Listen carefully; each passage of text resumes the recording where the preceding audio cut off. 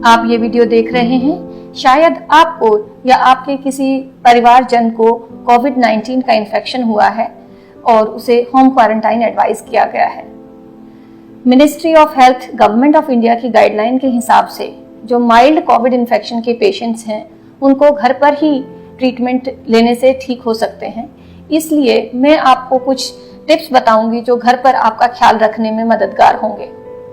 आपके डॉक्टर आपको दवाई प्रिस्क्राइब करेंगे जिससे सिम्टम्स मैनेज हो जाएंगे और ठीक होने में फायदा होगा। हम इस समय कुछ और एस्पेक्ट्स पे बात करेंगे जिससे आपकी रिकवरी अच्छी और स्पीडी हो सकती है। होम क्वारंटाइन में अपना ख्याल रखते हुए कुछ बातों का ख्याल रखें। सबसे महत्वपूर्ण है कि एक डेली रूटीन अपना बनाए रखें। समय पे उठें, स्नान करें, थोड़ा घूमें फिरें और समय पर खाना खाएं। एक रूटीन बने रहने से उदासीनता नहीं होगी और इससे आपका शरीर और आपका मन दोनों ही फ्रेश महसूस करेगा। दूसरा इंपॉर्टेंट बात है, खाने का ध्यान रखिएगा। एक बैलेंस डाइट रिकवरी के लिए बहुत ज़रूरी है। कुछ चीज़ों का ध्यान रखें कि खाना संतुलित होना चाहिए, इजी टू डाइजेस्ट होना चाहिए। बहुत ज़्यादा तली हुई चीज़ें या मसालेदार चीज़ें या बहुत आइसी कोल्ड चीज़ें ना खाएं जो आपके गले को इरिटेट कर सकती हैं। समय समय पर थोड़ा गुनगुना पानी पीते रहिए। चाय, सूप, दूध, गर्म दूध, हल्दी, तुलसी, इस तरह की चीज़ों का सेवन करने से आपको अच्छा भी लगेगा और आपकी रिकवरी भी जल्दी होगी। जब आप आराम कर रहे हों तो एक बात का खास ख्याल रखें कि आप बहुत देर तक अपने कमर के बल पर ना सोए रहें। हम जानते हैं हमारे फेफड़ों का जो मैक्सिमम हिस्सा है वो हमारी कमर की तरफ होता है, तो शरीर में औंधा लेटना या टमी पर लेटने की वजह से आपके लंग्स ज़्यादा एक्सपेंड होंगे। और रेस्ट करते टाइम इस बात का ध्यान रखें कि आप बीच बीच में अपने पेट के बल सोएं और डीप ब्रीदिंग एक्सरसाइजेस भी करें।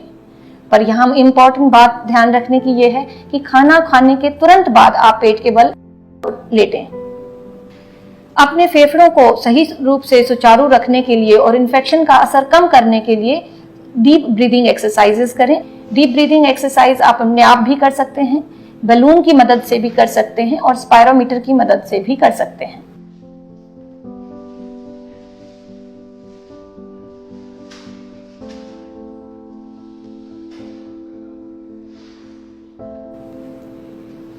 बीमारी की वजह से गले में हो सकता है थोड़ी सी खराश महसूस हो या दर्द महसूस हो, उससे राहत पाने के लिए और वायरस का लोड कम करने के लिए नमकीन पानी के गरारे दिन में 3 बार खाना खाने के बाद करें या बीटाडीन के गरारे करें।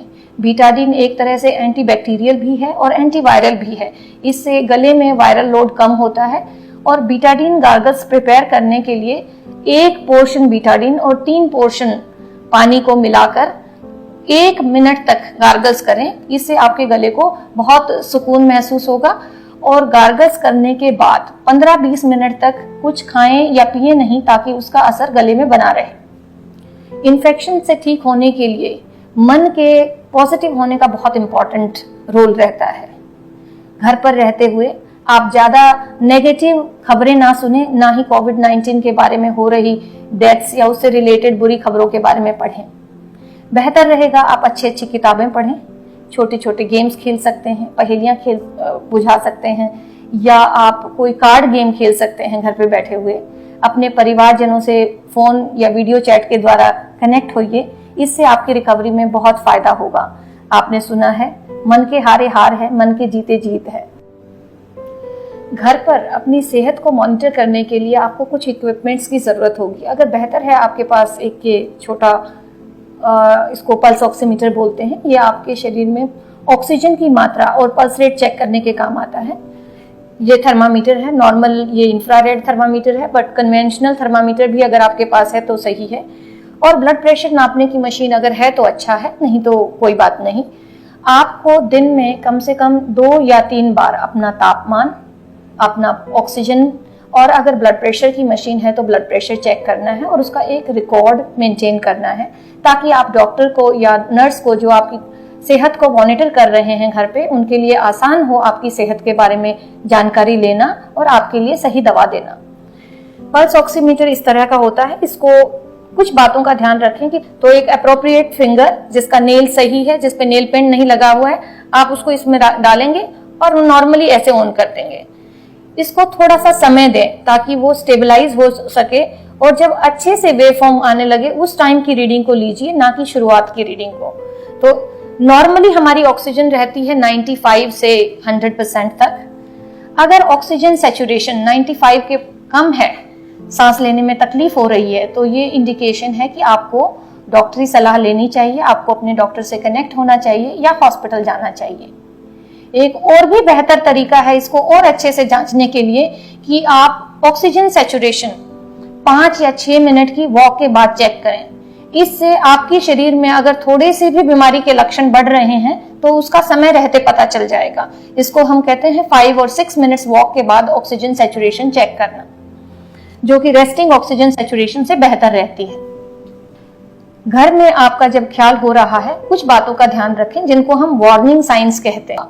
जैसे अगर आपका टेम्परेचर 101 के ऊपर लगातार 3 दिन से चल रहा है और पैरासिटामोल आदि लेने से कम नहीं हो रहा है।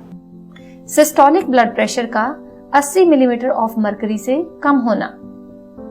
अगर आपका रेस्पिरेटरी रेट 25 के ऊपर है, अगर आपकी पल्स ऑक्सीमीटरी में ऑक्सीजन सैचुरेशन 95 के नीचे है, पेट में बहुत तेज दर्द हो रहा है, बलगम में खून आ रहा है, कंफ्यूजन हो रहा है, या ठीक से खा नहीं पा रहे हैं, या कोई भी ऐसी नई चीज जो आपको परेशान कर रही है, आप डॉक्टर से फिजिकली जाके या वीडियो कंसल्टेशन के सहारे सलाह जरूर ले लीजिए। होम क्वारंटाइन करते समय क्या आप ना करें? पहली बात तो ये है कि आप अपना घर या कमरा ना छोड़ें अनटिल अनलेस ये मेडिकल रीजन से जरूरी ना हो। स्पिट ना करें, मास्क पहने रखें अगर आप बाहर जा रहे हैं या आपके कमरे में कोई आ रहा है तो। इससे दूसरे को इन्फेक्शन होने का खतरा बिल्कुल मिनिमल हो जाएगा। अपने कपड़े, तौलिया, टूथब्रश, खाने के बर्तन शेयर ना करें, और जब तक डॉक्टर की सलाह ना हो होम क्वारंटाइन को खत्म ना करें।